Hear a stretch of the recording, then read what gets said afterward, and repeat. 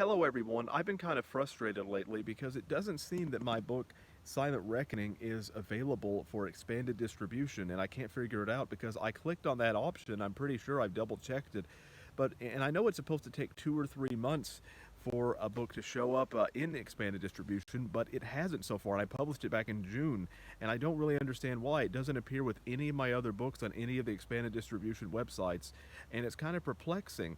And the only thing that might be a possibility is that I came across the guidelines for expanded distribution, and it's possible, I don't know, that the book size for Silent Reckoning and doesn't allow for white paper if you want expanded distribution, which I think is silly. Why should whether it's white or creamy paper matter? Especially because my book, The Rains in Godwin Valley, um, is the exact same size as Silent Reckoning. I mean, in terms of the width and everything, and it has white paper and it has expanded distribution, so it doesn't really make any sense. Although The Rains of Galwin Valley was published under CreateSpace, not KDP, so it's but perhaps things have changed. I don't know, but I think it's silly if I can't get just expanded distribution simply because it's on white paper.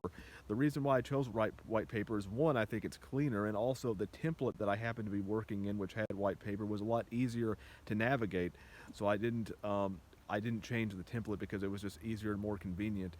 I mean, it's really not that big of a deal because most of my book sales are going to come from Amazon anyway, but it is kind of unfortunate that it might be more difficult to get the book in the future into stores or libraries or something. Although I was kind of fearing that it might interfere with a book signing that I could have in the future, although that's highly unlikely anyway. But I don't see how it could because it would only be a problem if the store wanted to supply the books.